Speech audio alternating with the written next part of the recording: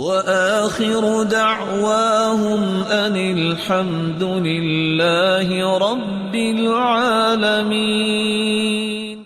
رسول اللہ صلی اللہ علیہ وآلہ وسلم نے بیان کیا ہے کہ جب تک تکبر نہیں چھوڑتے اس وقت تک بھی روشنی کا سفر نہیں ملتا۔ تکبر ایک ایسی بیماری ہے جس سے انسان کی صلاحیتیں بسم ہو جاتی ہیں، اور تکبر اس کو نہیں کہتے کہ آپ کا لباس اچھا ہے، آپ جوتا اچھا پہنتے ہیں۔ تکبر کیا ہے؟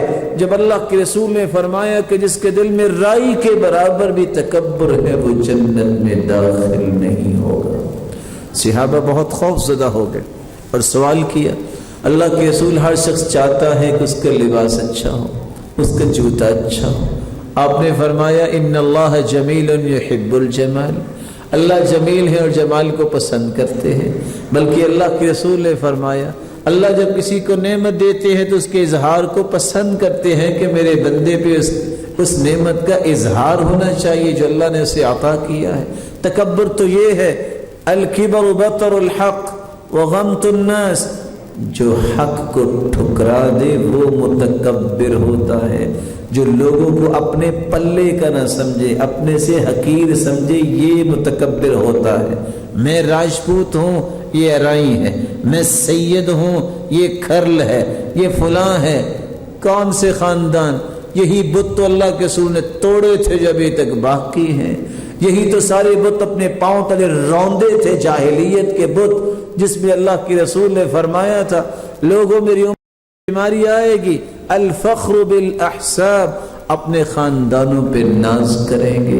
اور آپ نے خطبہ حجۃ الوداع کے موقع پہ کہا تھا کل امر من امور الجاہلیہ موضوع تحت قدمی، لوگوں یاد رکھنا آج میں نے جاہلیت کی ہر چیز اپنے پاؤں تلے رون دی ہے۔ کوئی خاندان کسی خاندان سے اچھا نہیں ہے، اچھا ہے تو تقوی کی وجہ سے ہے۔ اور کیسا خاندان؟ قرآن نے اس کی بابت بیان کیا ہے وَجَعَلْنَاكُمْ شُعُوبًا وَقَبَائِلَ لِتَعَارَفُوا إِنَّ أَكْرَمَكُمْ عِندَ اللَّهِ أَتْقَاكُمْ۔ ہم نے خاندان بنائے، قبیلے بنائے تاکہ تعارف ہو سکے، یہ احمد بھائی اس خاندان کے ہیں، یہ احمد بھائی اس خاندان کے ہیں، یہ احمد بھائی اس خاندان کے۔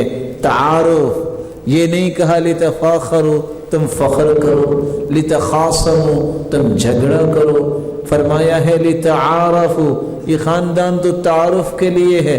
ان اکرمکم عند اللہ اتقاکم، اللہ کے نزدیک عزت والا وہ ہے جو جتنا زیادہ تقوی اختیار کرتا ہے اتنا زیادہ اللہ کے ہاں عزت والا ہے۔